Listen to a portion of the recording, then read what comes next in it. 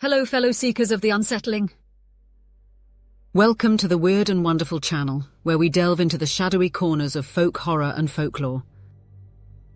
Today, we're venturing into the heart of folk horror, our favourite genre that chills us with ancient dread and the unsettling power of tradition. At the core of many folk horror narratives lies a potent element: ritual. These aren't just quaint customs, they're the lifeblood of the genre, binding communities to their past and often to their doom. So grab a warm drink, settle in, and let's explore the dark, ritualistic heart of folk horror. Connecting to local history and folklore. One of the key functions of ritual in folk horror is its ability to ground a story in a specific place and time. Imagine stumbling upon a village where ancient practices still hold sway.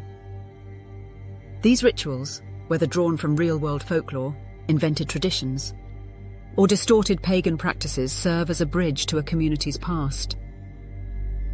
They paint a picture of a history that refuses to stay buried, a history that seeps into the present, creating a palpable sense of dread. Think about it.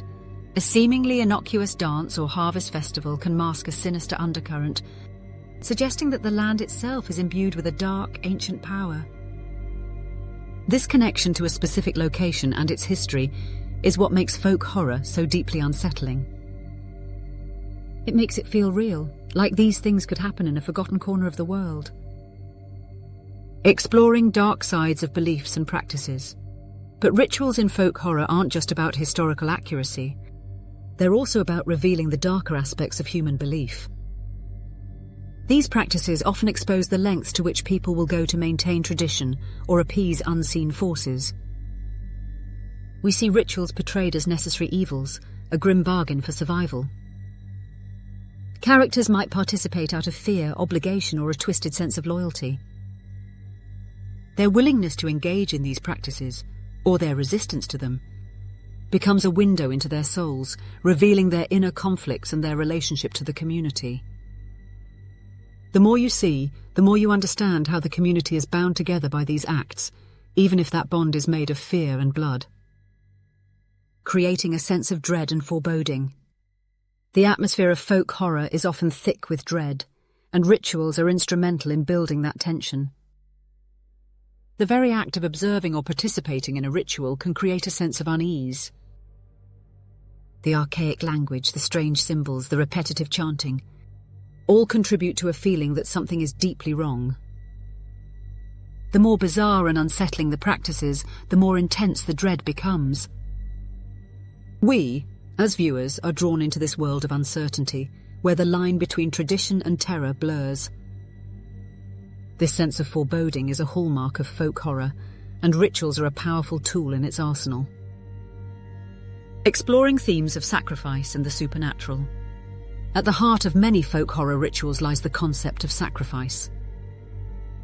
Whether it's the sacrifice of an animal, a human, or even a piece of one's own identity, this act is often the pivotal moment that unleashes the supernatural. It can be a symbolic offering, a desperate plea, or a horrifying demonstration of power.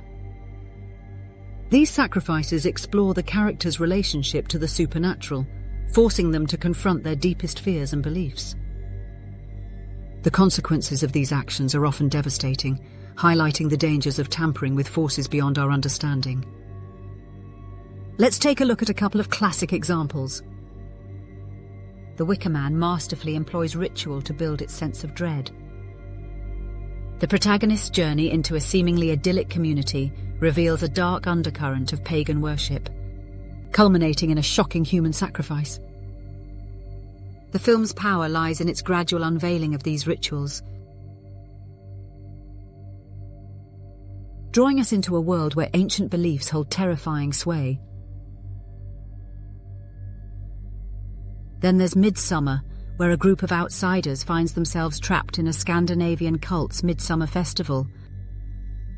The film's bright, sun-drenched setting contrasts starkly with the disturbing rituals that unfold, creating a chilling sense of unease and dread.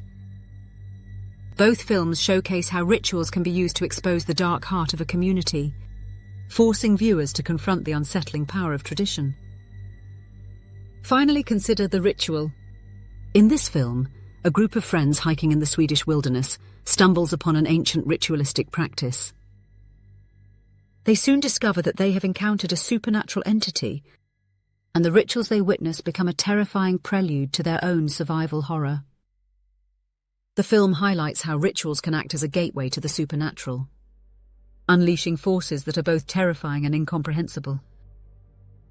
Rituals in their various forms are an essential ingredient in the recipe for folk horror. They connect us to the past, expose the dark side of belief, create a sense of dread, and explore themes of sacrifice and the supernatural. They remind us that the past is never truly gone, and that some traditions are best left undisturbed. So next time you watch a folk horror film, pay close attention to the rituals. They're not just set dressing, they're the beating heart of the horror. If you enjoyed this exploration, please like, subscribe, and share your favourite folk horror rituals in the comments below. And check out my books on Amazon. Be seeing you.